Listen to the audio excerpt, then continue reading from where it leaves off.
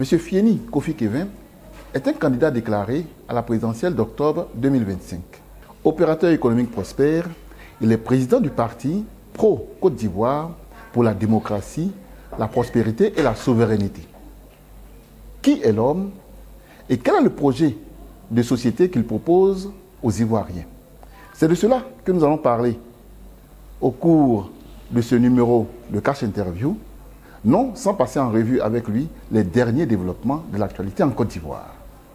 Monsieur le Président, bonjour. Bonjour, monsieur. Qui est M. Fieni Kevin? Monsieur Fieni Kofi Kevin est avant tout un Ivoirien. Il est aussi chef d'une entreprise. Il est président du parti politique pro-Côte d'Ivoire pour la démocratie, la prospérité et la souveraineté.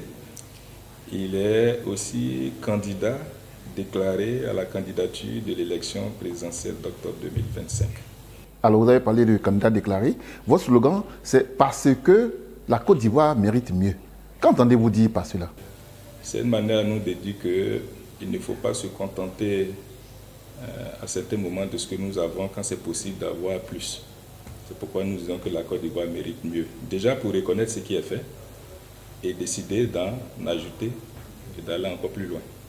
En 2020, vous avez été candidat à la présidentielle. À la candidature, on va dire. Candidat à la candidature. Oui, de l'élection présidentielle 2020. D'accord. Et vous n'avez pas été retenu? Oui. Pourquoi? Qu'est-ce qui n'a pas marché?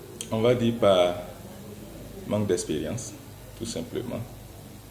Mais ça nous a surtout servi et nous pensons que, nous ne pensons même pas, nous croyons que cette fois-ci sera la bonne et que nous serons dans la liste des candidats qui seront retenus pour compétir en 2025.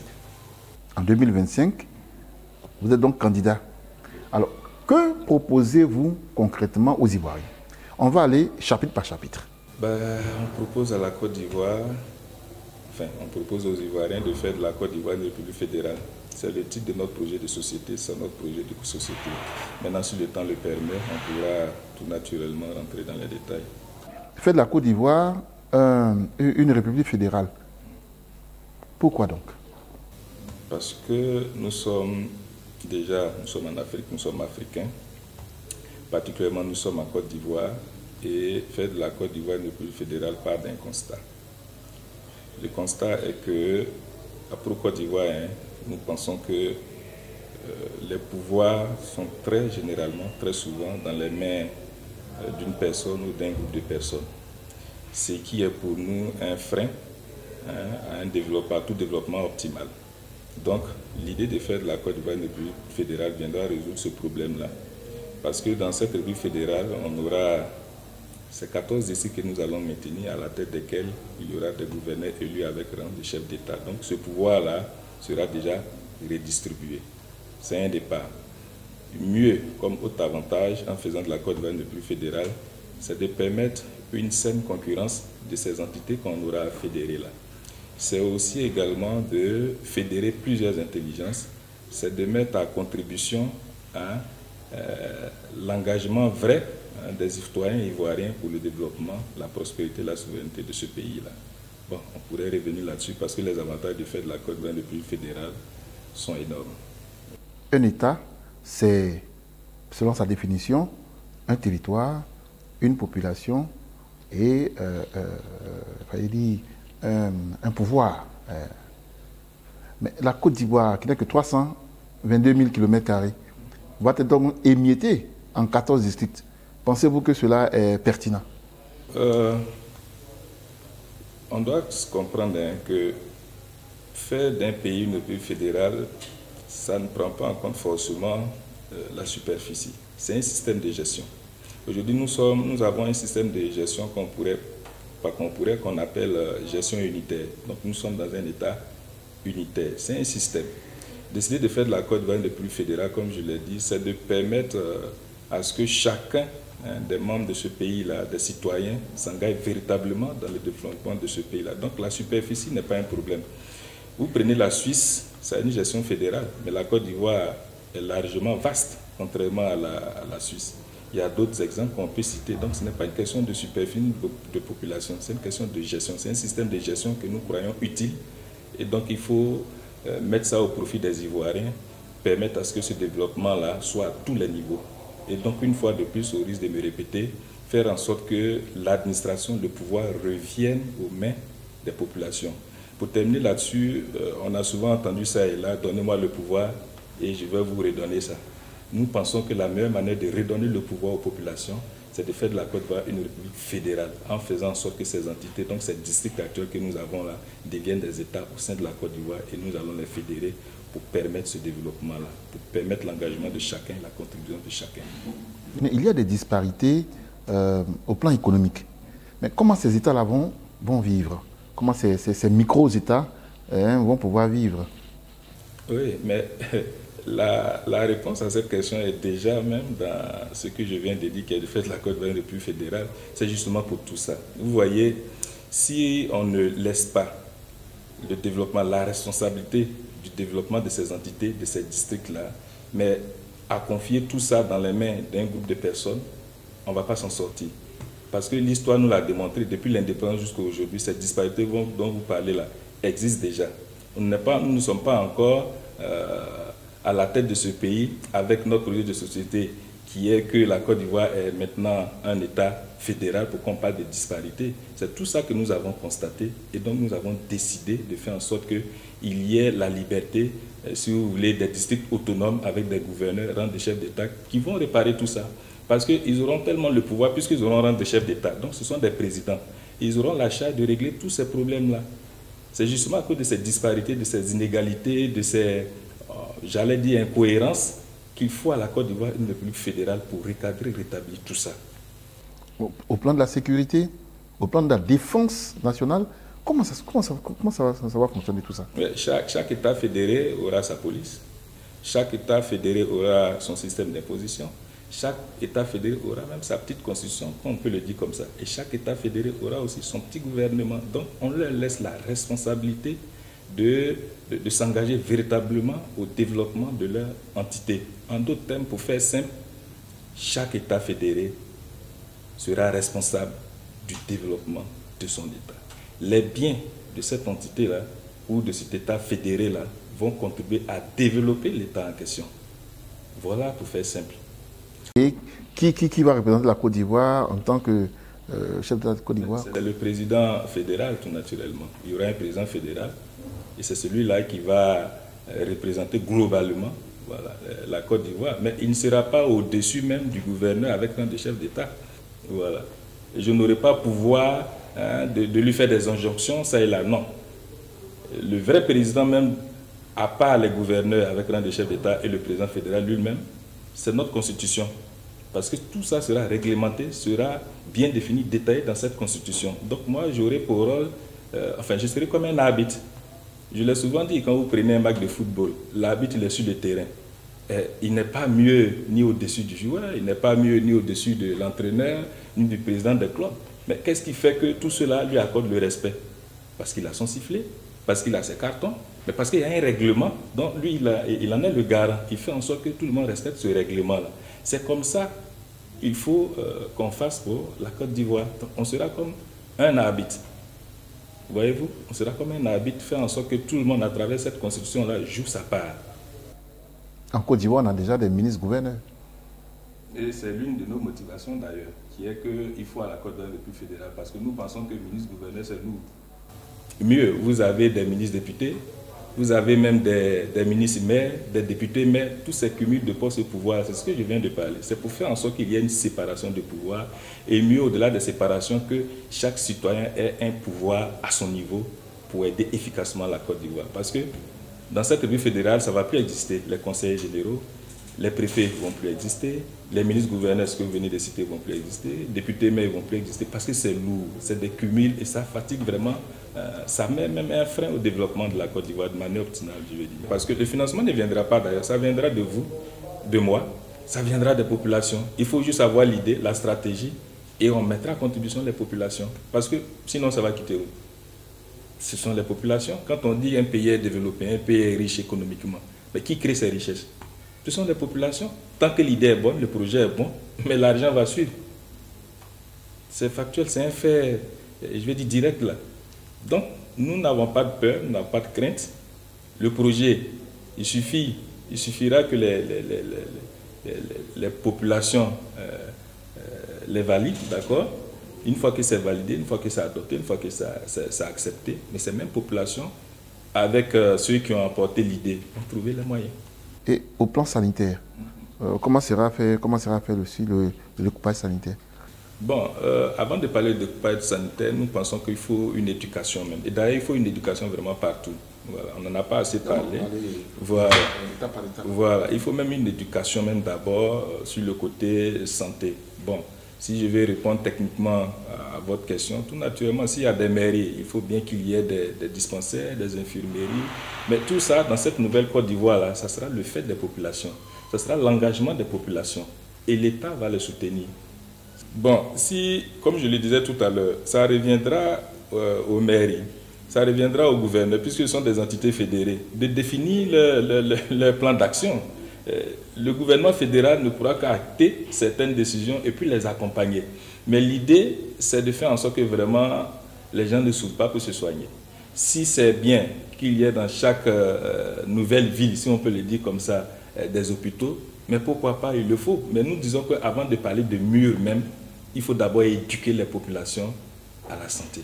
Nos dévanciers ont fait des rénovations encore, en ajouter 8, mais mettre le maximum sur l'éducation de la chose sanitaire pour que l'Ivoirien évite de tomber dans des maladies, je vais dire, banales. Alors, Monsieur le Président, permettez qu'on aborde les derniers développements de l'actualité politique en Côte d'Ivoire. Oui. Monsieur Charles Blé Goudé et Monsieur Laurent Gbagbo ne sont pas sur la liste électorale provisoire. Quel est votre regard? Bon, déjà, concernant le président Charles Blé Goudé et le président Laurent Gbagbo, pour Côte d'Ivoire, ici, nous avons mené des démarches à notre niveau. C'est vrai que nous n'avons pas encadré ces démarches-là avec des trompettes, mais nous sommes allés voir la médiature. Nous les avons proposé de s'impliquer dans cette affaire-là pour qu'il y ait le nom du président Charles Blé Goudé, du président Gbagbo et tous ceux d'ailleurs, ces visages que nous connaissons là, sur la liste électorale, tout simplement pour éviter les tensions inutiles. Voilà. Ça, il faut une décision politique de la part du président et nous pensons qu'il va le faire. Il va le faire. Il faut qu'on l'encourage à le faire pour éviter à la Côte d'Ivoire des tensions inutiles. Donc nous sommes pour le fait que leur nom soit sur la liste électorale. Le président a parlé également d'élections apaisées. Pour vous, quelles sont les conditions pour une élection apaisée en Côte d'Ivoire? Déjà, les conditions pour une élection apaisée, pour nous, à Côte d'Ivoire, ces conditions sont là. Maintenant, la vraie question, est-ce que les candidats vont tout simplement utiliser ces conditions-là justement pour entrer dans cette logique d'apaisement? Voilà toute la question. Pour vous, toutes les conditions sont? Oui, les conditions sont là. Quand je le dis, les gens sont souvent étonnés. Pour des élections, il faut quoi? Il faut qui? Il faut des électeurs. Les électeurs sont là. Il faut la sécurité. Nous avons une armée. Il faut un organe pour régulariser. Il y a la CEI. Il faut des candidats. Nous avons des candidats. Maintenant, tout ça, est-ce que ce n'est pas ce que j'ai cité? Est-ce que ça ne se trouve pas là? C'est concret. Donc, pour nous, ces conditions sont là. Maintenant, la question, c'est que comment est-ce que chacun utilisera ces conditions-là? Comment est-ce que chaque candidat utilisera la CEI? Comment est-ce que chaque candidat utilisera l'armée? Comment est-ce que chaque candidat utilisera la loi? Comment est-ce que chaque candidat utilisera... Voilà un peu le problème. Donc le problème, ce sont les hommes. Oui, mais la plupart des partis de l'opposition se plaignent de la conduite du processus électoral. Bon, vous dites la plupart, ils se plaignent de quoi? On parle de révision de la liste électorale. On parle même du dialogue politique pour faire asseoir plusieurs... pour échanger sur plusieurs éléments. D'accord. Je suis tout à fait d'accord. Ce sont des revendications légitimes. Parlons de la RLE. Pour Côte d'Ivoire, c'est tout de suite. Par une décision politique ou autre, on devait reprendre. Mais nous, on va danser, on va chanter. On pourrait même boire un peu de champagne. Bon, c'est vrai que je ne bois pas. Mais bon, pour la circonstance, on peut le faire. Mais il faut qu'on soit aussi lucide. Il faut qu'on soit lucide. La RLE, oui. Mais pour ce que nous savons tous en Côte d'Ivoire, quand la CEI a lancé dernièrement la révision de cette liste-là, l'enrôlement. Tout Ivoirien vraiment vivant en Côte d'Ivoire sait qu'il y a eu cette date décrétée pour que chacun se lève et qu'il parte mettre son nom sur la liste électorale. Moi, autour de moi, des gens l'ont fait. Peut-être même vos proches l'ont fait. En tout cas, des gens se sont rendus disponibles et ils sont allés mettre leur nom sur cette liste électorale. Parce qu'ils ont l'information.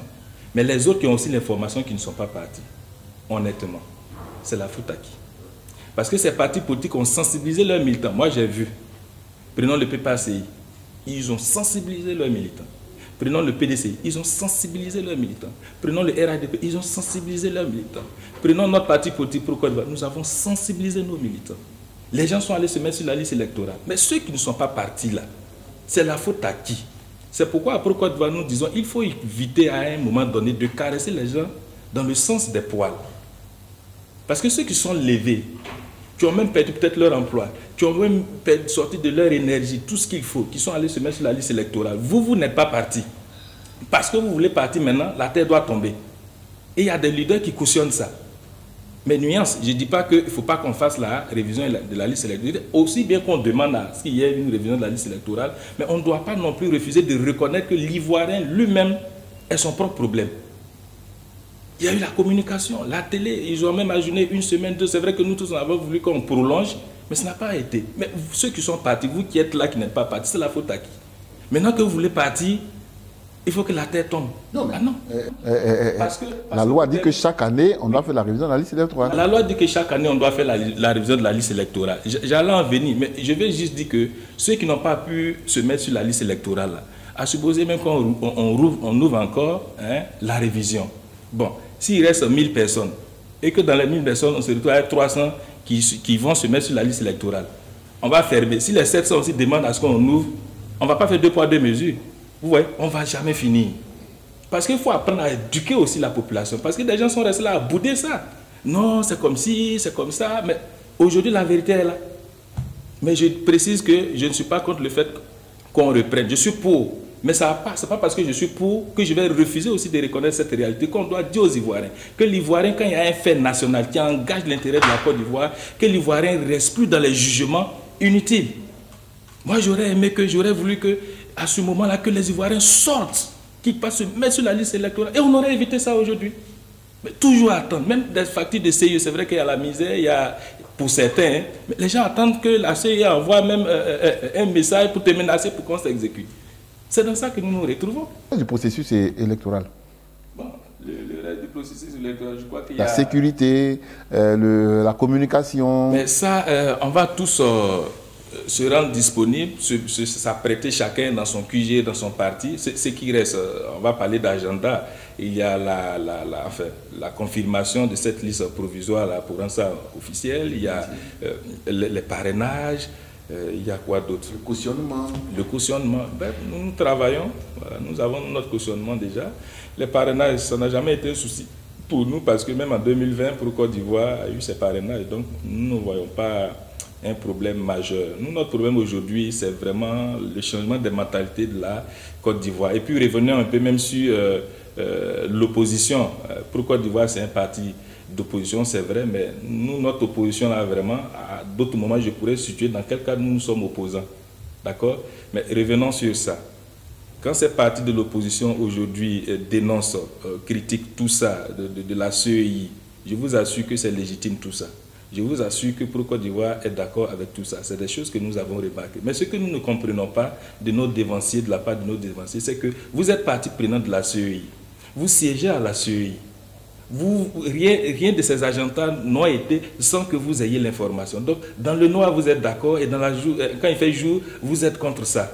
Mais nous autres, là, nous sommes embrouillés. Nous autres, leurs frères, leurs enfants, leurs petits-fils, on est embrouillés, on ne sait plus qui lire, au fait. La lecture devient difficile. Parce qu'il est bien dit, et la CEI a toujours dit, ils n'ont jamais démenti ça. PPACI est dedans, RHDP est dedans, tel est dedans, tel est dedans. Bon, vous êtes dedans, c'est vous qui composez la CEI. Quand ça les arrange, non, une fois qu'ils ont prêté serment, ils ne sont plus pour nous. Quand ça ne les arrange pas, non, mais pourquoi l'autre a plus de personnes à la CEI et puis nous on a moins de personnes? Vous voyez? Et nous on est dans ce flou-là. Mais les gens jouent sur, je vais dire, les sentiments, les émotions des Ivoiriens. Ce n'est pas respecter les Ivoiriens. Pour des intérêts égoïstes, on veut faire croire à des actions populistes tout simplement pour emmerder les gens. Il faut qu'on revienne vraiment à des choses plus sérieuses. Moi, à Pro-Côte d'Ivoire, si on était représenté dans cette CEI, depuis on a rendu notre démission. Ils attendent quoi pour sortir de la CEI? Moi, je pense que pour résoudre ce problème-là, que l'opposition dedans la sorte. Le RHDPC ne pourra pas aller organiser ces élections. Ça va les obliger à revoir leur copie. On parlait de dialogue tout à l'heure. Oui, il faut toujours dialoguer. Mais tant qu'eux-mêmes, là, ils ne montrent pas le pas, c'est difficile. Donc, des fois, nous, on se pose des questions. Est-ce que cette opposition-là, dans laquelle nous sommes là, ne joue pas même à un jeu théâtral? Est-ce que ce n'est pas juste une pièce de cinéma que les gens sont en train de jouer? Parce que c'est difficile à comprendre. Je ne suis pas avec quelque chose, mais je suis dedans. La nuit, je suis d'accord, et la journée, je critique ça. Donc, nous, on est lucide. C'est pourquoi on ne va pas se laisser envahir par les émotions. Je pense que nos dévanciers en ont déjà fait, qu'ils laissent cette population ivoirienne-là grandir, mûrir en paix une bonne fois pour toutes. Parce qu'on est fatigué de tout ça. Vraiment, on est fatigué. Monsieur le président de Pro-Côte d'Ivoire, nous sommes pratiquement au thème de notre entretien. Merci. Pour vous. J'allais dire déjà plutôt. Pour vous, qu'est-ce qu'il faut pour une élection apaisée en Côte d'Ivoire? Il faut beaucoup plus d'honnêteté, de sérieux de la part des acteurs politiques. C'est surtout ça.